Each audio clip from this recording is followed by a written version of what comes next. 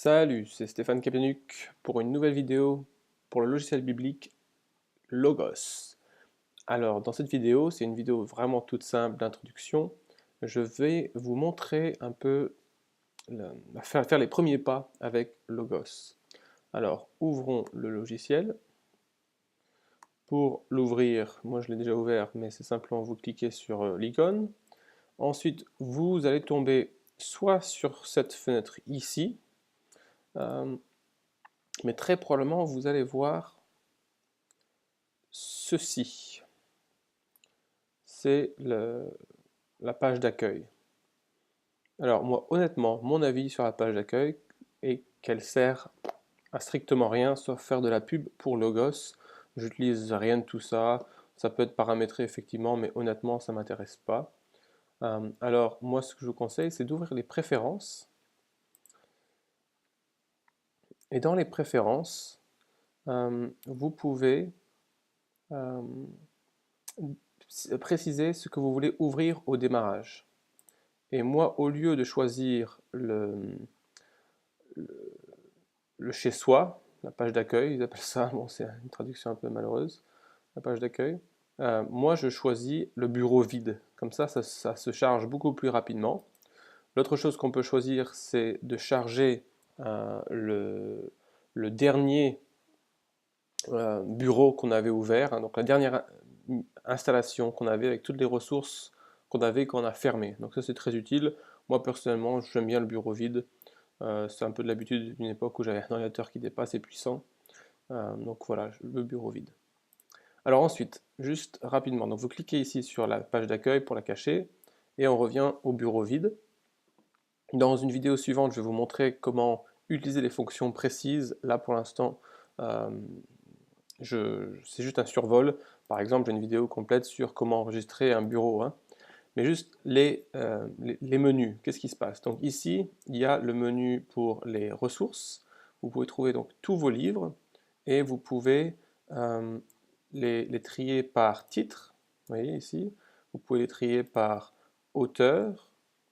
Donc après, ils sont rassemblés par type, les traductions de la Bible, etc.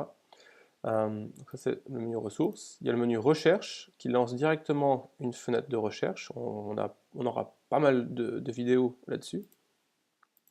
Ensuite, le menu tutoriel, le menu document euh, ici vous permet de retrouver tout ce que vous avez créé, que ce soit des notes prises, des surlignements, des diagrammes de phrases, des bibliographies, des citations, des plans de lecture, vous pouvez aussi avoir des listes de prières. Donc, ici, vous retrouvez un peu tout ce que vous avez créé dans document. Dans guide, ce sont plein d'outils en fait, qui rassemblent dans un guide plein d'outils de Logos. Donc, il y aura un tutoriel pour chacune de ces fonctions principales, les trois ici. Celle-ci, elle ne me semble pas intéressante, donc je m'en sers jamais. Mais le guide de passage, le guide exégétique et l'étude de mots, il y aura des vidéos pour chacune de celles-ci. Enfin, les outils, ça c'est plein d'autres fonctions de Logos qui ne sont pas peut-être pas hyper faciles d'accès, donc ils sont rassemblés ici, sinon on les oublierait en fait. Il y en a certaines ici, il faut y penser, sinon on s'en sert pas. D'autres sont très utiles, mais voilà, ce sont des fonctions précises, très puissantes parfois de Logos, et on aura plusieurs vidéos pour les présenter. Mais elles sont classées donc par bibliothèque. Ici, c'est tout ce qui a à voir avec vos livres. Vous pouvez retrouver vos collections que vous créez, vos livres favoris, tout ce que vous avez déjà regardé dans l'histoire de votre utilisation de Logos, vos surlignements. Euh, Vous pouvez utiliser l'aspect social. Moi, je m'en sers pas, hein, mais on peut, quand on est connecté à Internet, écrire à l'auteur et tout ça, mais je m'en suis jamais servi. Ici ensuite, il y a des outils un peu plus de référence, il y a un atlas biblique si on est connecté à Internet, il y a aussi tous nos livres qui ont des dates, sont rassemblés dans une grande fresque chronologique. Euh, on avance, on avance. Ce que vous allez le plus souvent utiliser ici, c'est la comparaison de texte, j'ai un tutoriel complet là-dessus. De copier des versets aussi, j'ai un tutoriel là-dessus, dans la partie préparer ses prédications. Euh, Ensuite, Dans les médias interactifs, ça, il y aura peut-être du tutoriel dessus, mais c'est moins essentiel. Mais voilà, donc ça, c'est un peu les, les 6 boutons principaux. Et ensuite, il y a la barre d'action ici, donc vous pouvez à n'importe quel moment faire ouvrir un livre. Par exemple, je tape la colombe et il va me proposer d'ouvrir la nouvelle version second révisée, la colombe, hein, c'est ma traduction préférée. Je tape retour et il va l'ouvrir. Normalement, on clique ici pour qu'il ouvre. Voilà, il y a un peu de difficulté, mais on peut taper tout ce qu'on veut ici, hein. Donc, par exemple, j'ai l'introduction au Nouveau Testament de Douglas Moo et de Don Carson. Je tape Moo Carson et je vais trouver en fait toutes les ressources qui ont les deux auteurs.